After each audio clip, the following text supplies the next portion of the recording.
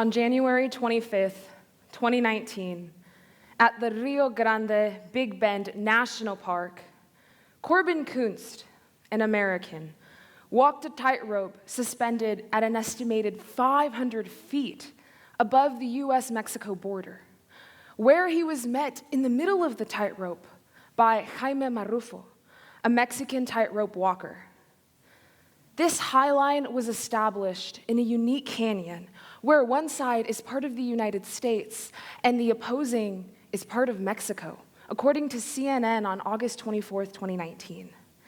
This dangerous feat was produced into a short film by Kyler Melton titled The Imaginary Line. The film describes how the team sought to challenge the political conversation surrounding borders and migration, and deconstruct the belief that borders separate us and our essence as human beings. In the lives of immigrants in the United States, these invisible yet pervasive borders create a metaphorical tightrope. Some tightropes, like my own, never end. On my first day of kindergarten, I was greeted by a girl named Shakira. She said something to me in English, and I didn't understand. I responded with the phrase my mom taught me. I know speaking English. On that day, my mom passed on a self-preservation tactic she learned while walking her tightrope, enduring xenophobia, racism, and hatred. Unknowingly, while trying to protect me, she taught me how to isolate myself with my first border, language. I became predisposed to navigate an educational system that would effectively silence me.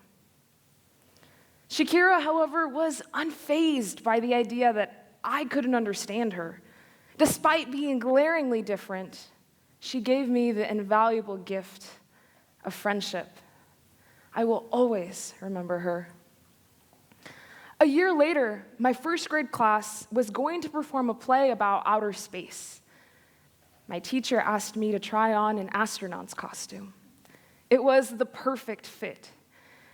I got the lead role in the play, a role that required the most speaking. As a 6-year-old girl, I wasn't afraid. I was so excited to recite my lines for my mom. This moment represented the deconstruction of the border that I had built around myself only a year before. Space does not have gravity. It does not have borders. Space is a place without tightropes where I floated in freedom. Y mi mamá me miró con orgullo en los ojos. In my life, I see the embodiment of my own experiences through the power of voice in others. In the poem Borders by Denise Frohman, the author states, Ana Maria is now 16. Her father works 18-hour days as a dishwasher. Her mother cleans houses she'll never get to live in so that Ana Maria can sit in a college classroom and say, I am here. Except her guidance counselor says she can't get financial aid or the in-state tuition rate because of her status. She says it like an apology. Ana Maria wonders if her family ever crossed the border or if they are just stuck inside another one. My parents worked as kids to support their families. It was about basic survival. Education was a distant idea, out of reach. Growing up, they taught me to value education. They would say to me, échale ganas, mija, so that I would not end up like them, with swollen hands and cracked knuckles from exposure to harsh cleaning products, or bleeding arms covered in scratches from the unforgiving thorns of an orange grove. as if their work did not have dignity, como si su trabajo no tuviera dignidad. As a child, I became determined to make their sacrifice worthy. I tried hard in school, striving for perfection. I became consumed by the external validation that signified an A. My high school experience was encompassed by sleepless nights and the continual pressure to maintain a perfect GPA. I found myself on a tightrope construed of academic achievement. I was in a magnet program that guaranteed almost a full scholarship upon graduation. Our teachers reassured us that we would soon see the fruit of our hard work.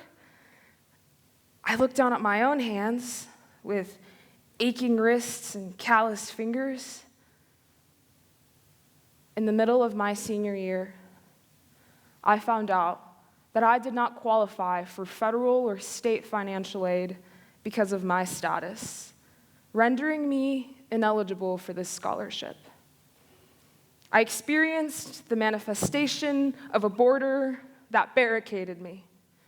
This border was more pervasive than all of the others.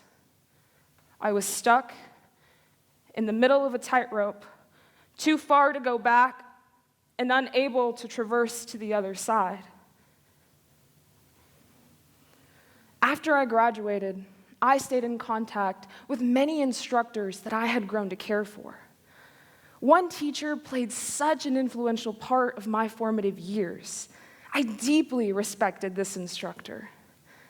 One day, I came across a social media post he made where he used the words illegal aliens and expressed using torches and pitchforks. As I read, his words formed a border around my identity. His role in my life and simultaneous rejection of me demonstrates the stigmatization of undocumented people.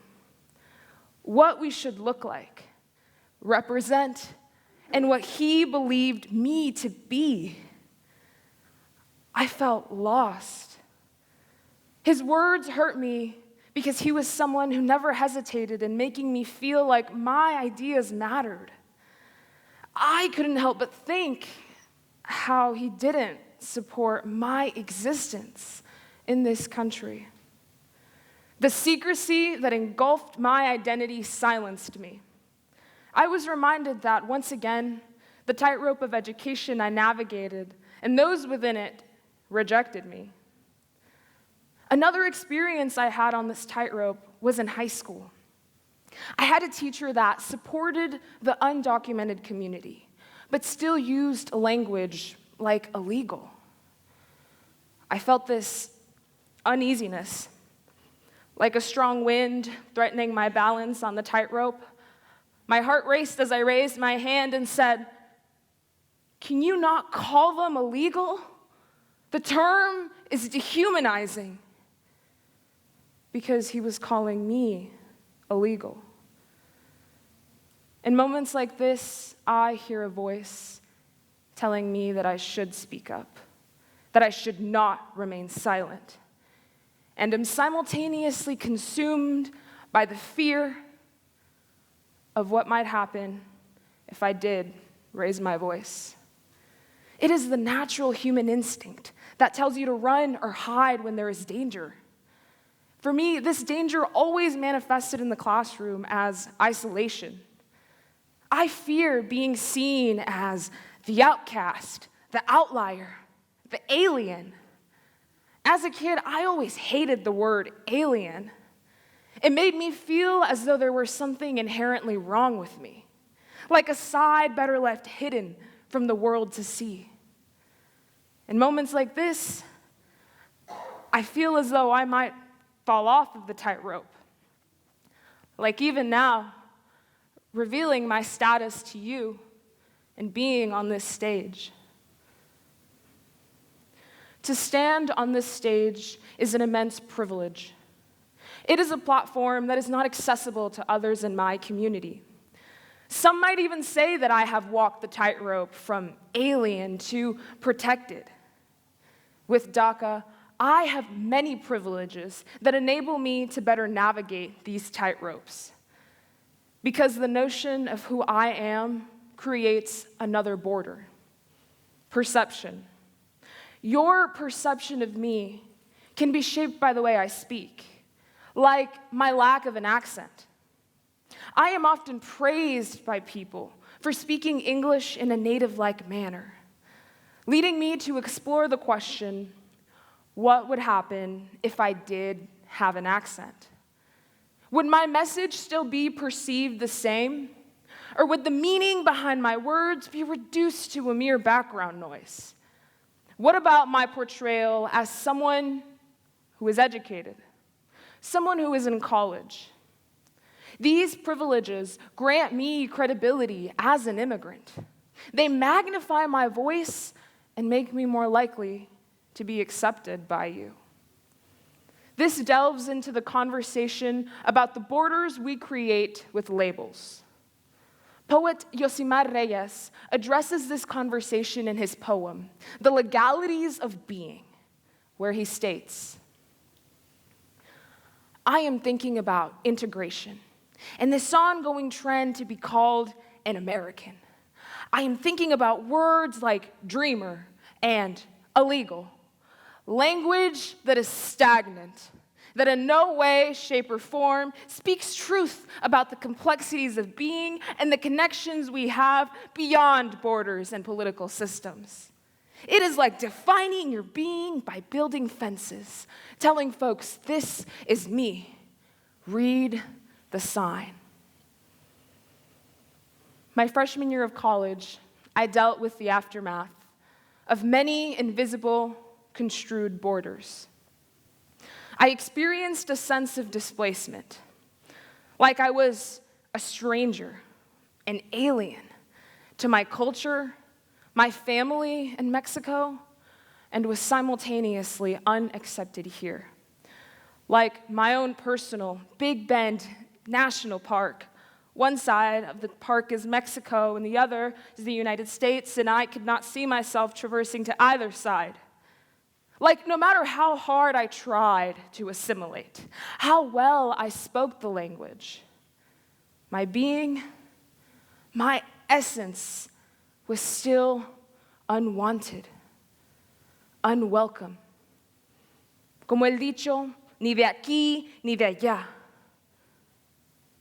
It is the continual rejection of undocumented existence in political spaces, and I still felt like an alien. One day, I went to a meeting in my college for a team called Forensics, or Speech and Debate. Through forensics, I found poetry and uncovered the art of self-expression. The captivating voices of poets like Yosimar Reyes and Denise Froman helped me channel my own voice and come to terms with my identity. The poems that I interpreted became a true reflection of the things I wanted to say without explicitly saying them. This hesitation to truly uncover my voice stems from the continual immigration narratives that taught me to hate myself. A system that taught me shame, that taught me fear. In The Legalities of Being by Yosimar Reyes, he states, we are still in the same place as when we arrived. Under attack, caged, profiled, subjugated to unjust laws. I am thinking about how damaging it is to label my spirit, my essence, undocumented. Taking something so minimal from the physical world and have it manifest in my body.